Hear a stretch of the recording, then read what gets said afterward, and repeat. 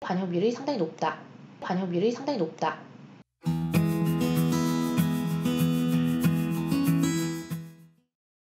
안녕하세요. 입시 읽어주는 여자입니다. 오늘은 서울과학기술대학교 신입생 모집 요령을 살펴볼 텐데요. 일단 인원수를 좀 봤어요.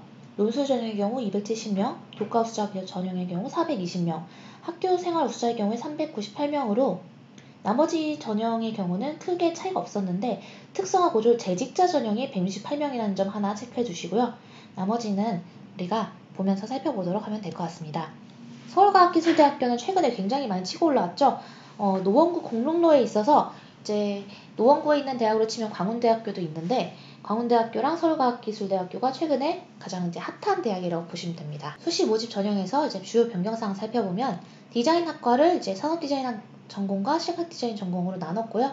글로벌 융합 산업공학과 MSDE 전공을 MSDE 학과로 바꿨는데 이거 작년에 제가 엄청 욕했던 부분이죠. 작년에 이거 좀 너무했다. 무슨 학과명 이렇게 기냐 막 욕했는데 그걸 조금 줄였네요. 산업공학과 ITM 전공으로 바꿨고요. 이렇게 과를 쪼개는 이유는 입결에서 추합을 적게 내주고 입결을 높이려는 입학처의 의도라고 말씀드렸죠.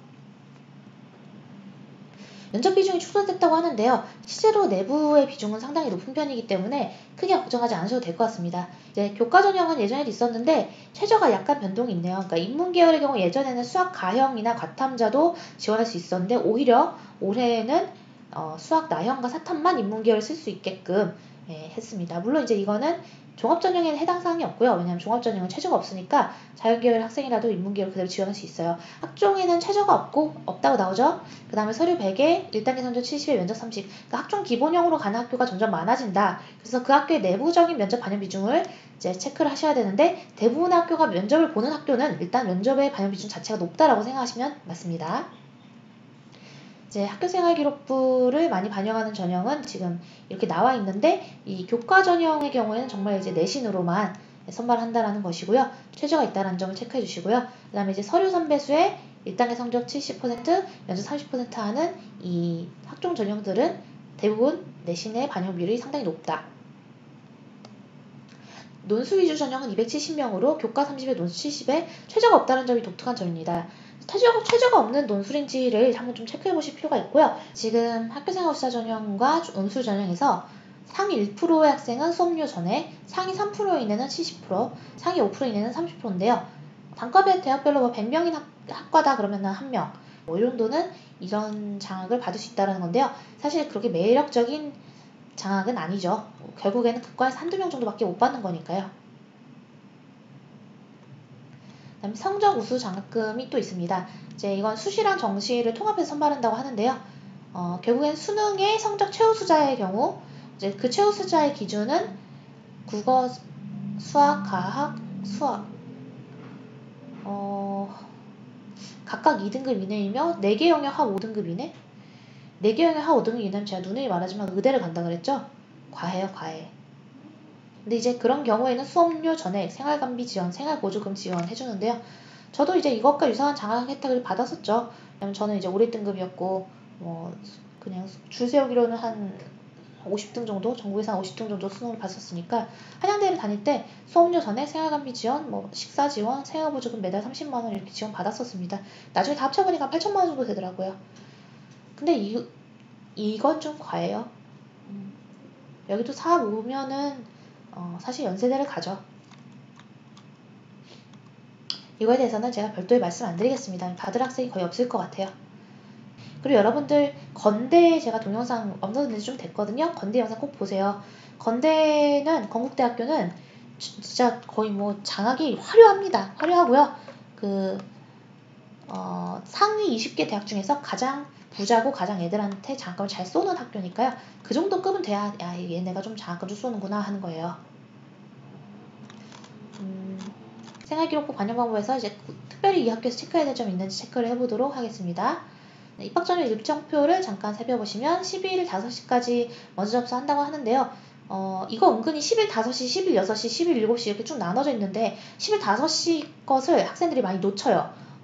하다가 막판에 써야지 하다가 5시 걸 많이 놓쳐서 그걸 좀 염두에 두시고 쓸 학교라면은 반드시 알람을 맞춰 놓으시고 30분 전에는 원서 접수를 하셔야 합니다.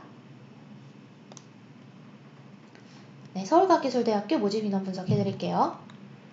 일단 첫눈에 보셔도 농어촌 학생의 인원수가 6명짜리도 있고 5명짜리도 있고 꽤 많이 뽑는구나 라는 걸 알 수 있고요. 그 다음에 특성화고조 재직자는 여기가 160명이었나 180명이었나? 총 인원수가 168명입니다. 그래서 특성화고조 재직자 전형은 어디에 있나요? 이렇게 두 학과에 몰려있죠. 지금 미래융합대학 내에 있는 융합공학부와 융합사회학부 이렇게 두 개로 168명을 선발한다고 나와있네요. 네, 그리고 나머지는 소프트웨어 인재인데요. 소프트웨어 인재는 여기 뭐 10명밖에 안 되기 때문에 역시 저는 별로 관심이 없습니다. 100명은 좀 돼야 관심을 좀 갖죠. 노술 전형의 총 인원수도 제가 아까 말씀드렸죠? 노술 전형의 총 인원수도 270명 정도네요. 그래서 이제 보셔야 될 거는 교과 전형, 그 다음에 학교생활 우수자 전형이라는 이름의 학종, 그 다음에 노술 전형. 학교생활 우수자라는 이름이 학생부종합의 이름인 경우가 성신여대도 그랬죠. 그래서 그런 것들은 좀 약간 혼동을 줄 수 있기 때문에 저는 오히려 이런 학교생활 우수자 전형이라는 이름을 그냥 학종 전형으로 바꾸는 게 더 좋지 않았을까 생각을 하는데요. 이쪽이 교과 전형이고요. 이쪽이 학종 전형이에요. 이쪽이 논술 전형이에요. 자, 교과 우수자 전형과 그 종합 전형의 전체적인 인원수 비는 거의 비슷합니다. 그때 제가 이제 이 인원을 보면서 이 학과가 내부적으로 어떤 학생들을 선발을 원하는지를 생각해봐라 라고 말씀을 드렸는데요. 사실 이 서학기는 그것에 대해서는 크게 관련이 없다고 말씀드릴 수 있을 것 같아요. 그래도 뭐 입시 썰을 좀 풀어줘야 되는데 재밌는 게 없나? 서학기는 1년에 한 자릿수 정도 보내는 것 같아요. 많을 때는 한 8명, 적을 때는 4명 정도? 근데 결국에 서학기를 제가 합격시킨 케이스들은 그보다 조금 위의 대학들로 진학을 해서 실제로 제 학생들 중에서 여기 다니고 있는 애들이 많이 없거든요. 제가 풀어드리는 썰 중에 상당수는 이제 그 제가 합격시킨 친구들이 뭐 페이스북이나 이제 이런 쪽으로 연락이 와가지고 그거에 대해서 이제 또 얘기하다 보면은 이제 얻게 되는 썰들이 좀 많은데 서학기는 이상하게 여기 다니는 학생들이 제 학생들 중에서는 별로 없네요.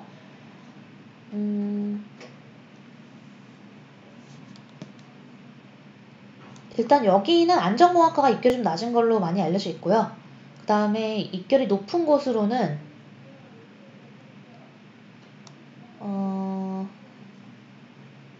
글쎄요. 크게 입결이 딱 여기만 높다 이렇게 봐지진 않네요. 참고로 작년에 학교생활 우수자의 환경정책 전공 인문계열 같은 경우는 여기네요. 여기는 이제 그 결원이 0명, 그러니까 추합이 1명도 되지 않은 걸로 나오는데 인원수가 적어서 충분히 그럴 수 있겠다 생각이 드네요. 근데 이렇게 인원수가 많은 학과들의 충원율을 살펴보면 기계 시스템 디자인 쪽은 66%니까 상당히 한 30명 정도, 35명 정도 빠진 걸로 확인할 수 있네요. 그래서 크게 매력적인 학과는 없고 인문계열에서 이제 영어영문학과도 인원수를 너무 줄여버려서 저에게는 크게 매력이 없고요. 그나마 행정학과가 좀 있는데 근데 사실 서가기가 행정학이 센 학과는 아니거든요. 그리고 이제 이과는 좀 많기는 많은데 사실 이과가 좀 더 늘었어요. 전체 인원수는 크게 차이 없는데 이과가 작년보다 좀 늘었거든요. 그래서 이쪽 학교생활 우수자 전형으로 조금 공략을 해보지 않을까 싶습니다. 네, 그러면 교과 우수자 전형 관련해서 좀 더 살펴보도록 할게요. 네, 전형별 분석은 그러면 다음 동영상에서 해드리도록 할게요. 지금 이제 6월 6일부터는 시즌이잖아요. 그래서 그 시즌에 대한 부담감을 상당히 갖고 있는데 그렇다고 하더라도 이 영상들이 좀 잘 올라가서 여기 오시는 분들이 그래도 기본적인 것들을 알고 오시면 조금 서로 수월해요. 너무 간단한 것부터 막 같은 말을 반복해야 되는 것보다는 그래도 이제 기본적인 내용을 알고 오시면 이 학교는 이런 학교다. 이 학교는 면접에 반영비율이 적은 학교다. 높은 학교다. 좀 알고 오시면 컨설턴트들이 일하기도 훨씬 더 수월하니까요. 네, 꼭 확인하신 다음에 센터를 방문해 주시면 감사하겠습니다. 네, 그러면 우리는 다음 동영상에서 서가기에 대해서 나머지 것들 정리해 보도록 할게요. 다음 동영상에서 만나요. 안녕.